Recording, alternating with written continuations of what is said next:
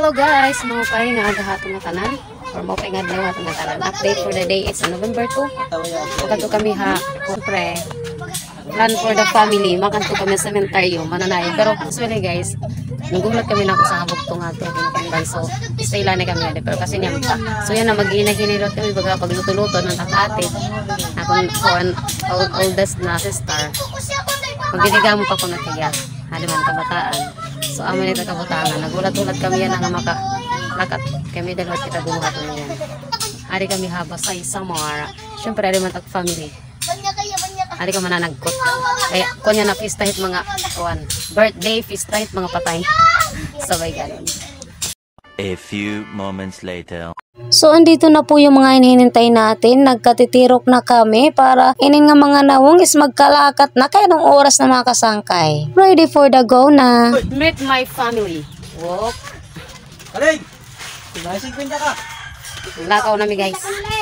Let's go na. Kaya makulop na. Oh. Ito kami igbaw guys. Sa Hebel. Ito kami mga buod ko din eh. Boss, labot ko. Basta ko siya. Ano, di ka pamilya? Ano mo ito? Lakaw, let's go na guys. Mananayok na kami. Pero ano na card? Kaling. So ayan, nagkanya-kanyang angkas na tayo makasangkay kaya hindi naman to kakasya ng isang motor lang. So kanya-kanyang motor, kanya-kanyang papunta doon. Basta meeting natin doon na lang sa sementeryo. Medyo nahirapan yung ating paakyat mga kasangkay kasi mataas yung area na yan papunta doon sa sementeryo nila dito sa San Antonio. Kaya nagsibabaan ang aking mga sakay. Kaya hindi kaya kay luma ng ating motor guys. Hi guys, kami. Hello guys, hari po kami dito. Hari kami dito. Akong mother. Hari kami oh. Nangyari ito mga kasangkay na hindi pa talaga nalinisan at nalagyan ng bahay-bahay yung aking mama na space kung saan siya inilibing. Dahil sa mga inaasahang mga reason, bawat isa sa aming magkakapatid. Kasi nga, yung isang kapatid na sa Kinapundan, yung isa sa Tacloban, yung isa naman ay mga sari-sarili mga pamilya na. Kaya minsan na lang kami nakakapunta at nakakabisita dito mga kasangkay.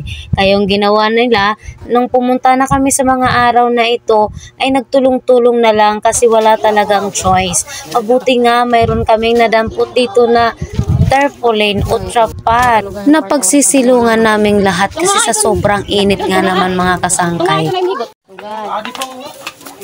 Naayos pa kami guys.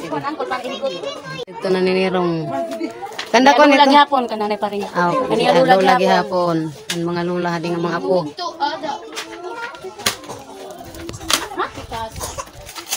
Pero syempre mga kasangkay, kahit gaano kami kabising lahat na magkakapatid, nagkaroon din kami ng pag-uusap-usap na kahit papaano, magkaroon din naman kami ng time o pumunta dito. Kasi ito lang naman yung mga panahon na tayo nakakabisita dahil nga sa mga kanya-kanya tayong mga pamilya o mga kanya-kanya tayong buhay, bawat isa sa atin. May datong arang diba? Huyot ba uroy? Huyot eh. Okay, mama. Ano kami? Mami.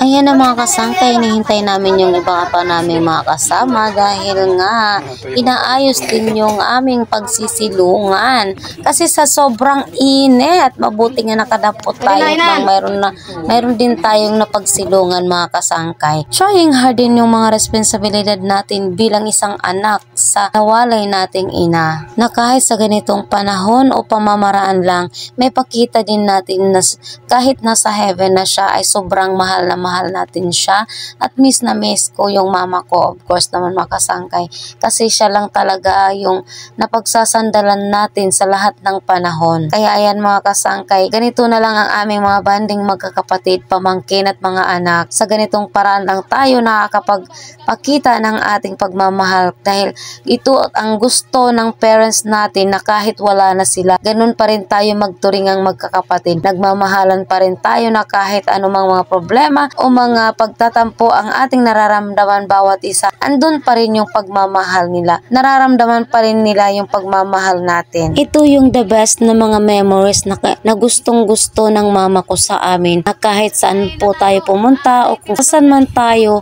pag tayo nagkakasama o nagkikita-kita, andun yung saya. May kasama kaming tirador.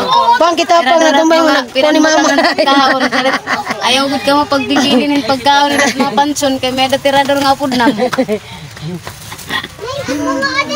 Dan, hina na kumaon ng kindi.